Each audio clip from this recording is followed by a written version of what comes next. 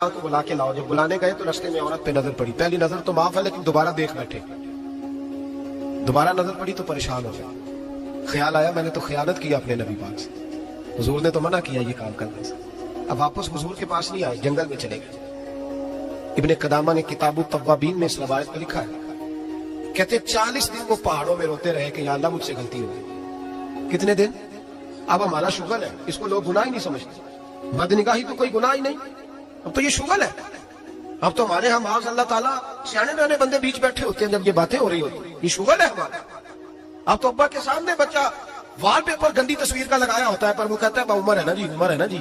مجھے پتہ ہی نہیں ہے کتنا گند کر رہا ہے, یہ تباہ ہو جائے گا روحانی طور پر. اگر یہ گند دیکھنے میں الجھ گیا تو امام شافعی کا فتویٰ ہے جس کی نظر گندی ہوتی ہے اس کا حافظہ کمزور ہوتا ہے, وہ کوئی بڑا کام نہیں کر سکتا. وہ نفسیات کا مریض ہو جاتا ہے جو گندی نظر والا آدمی ہوتا ہے. ہمیں پتہ ہی نہیں کہ ہمارے مسائل اصل میں ہیں کیا. تو 40 دن جنگل میں روتے رہے, 40 دن. محبوب سارا کچھ جانتے تھے پر خاموش رہے.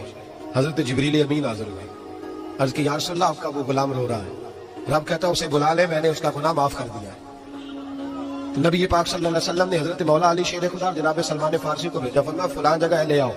کہتے جب ہم گئے تو 2 پہاڑوں کے درمیان جناب سال بعد تڑپ کے رو رہے. ہمیں دیکھ کے اور روئے. کہنے لگے علی میرے بارے میں کوئی آیت تو نہیں نازل ہو گئی؟ تو کہا نہیں, چل حضور نے بلایا ہے. کہا اچھا حضور کہتے کیا تھے, فرماتے کیا تھے؟ کہا پتہ نہیں, بلایا ہے.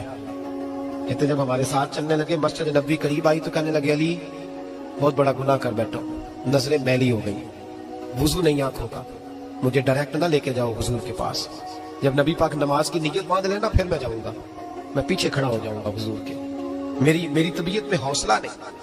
یہاں تو پتہ نہیں میں کس طرح عشق رسول کا دعویٰ کرتا ہوں ممبر پر بیٹھ کر, اور ہماری یہ میلاد آئے گا تو محفل میلاد میں اس طرح کے دعوے ہوں گے اسٹیج پر کے علمان والا فیس, پتہ نہیں کیا کیا لوگ کہہ دیں گے.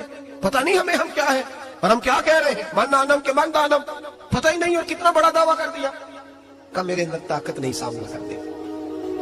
مولا علی فرماتے ہیں جب حضور نے مغرب کی نماز کی نیت باندھی تو انہوں نے بھی پیچھے نیت باندھ لی. اتفاق کی بات یہ کہ حضور نے پہلی رکعت میں سورہ انفطار پڑھنی شروع کر دی. اذا السماء انفطرت واذا الكواكب انتصرت واذا البحار فجرت.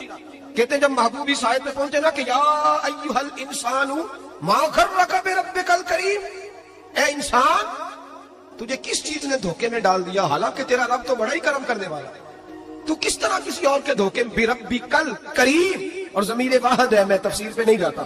کہا تیرا اپنا رب, بربک تیرا اپنا رب, تیرا رب تو بڑا قریب ہے, تو پھر بھی کہیں اور چلا گیا. جب یہ آیت سنی تو پیچھے چیخ ماری, بے ہوش ہو کے گر گئے. گھر والے گھر لے گئے.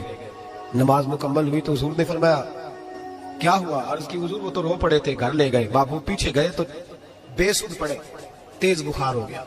نبی کریم سرہانے بیٹھے اور ان کی گردن کو اٹھا کر سر کو گود میں رکھا, اور جب بالوں میں دستے مبارک پھیرا تو آنکھیں کھول دی اور جھٹ سے اپنا سر زمین میں رکھ کے کہنے لگے حضور میں اس قابل نہیں کہ آپ کی گود میں میرا سارا ہے, اس قابل نہیں, بڑا مجرم.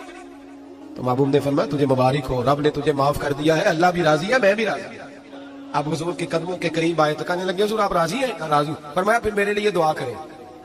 بس یہ بات ہوئی تھی, انہوں نے کلمہ پڑھا تو روح پرواز کر دی.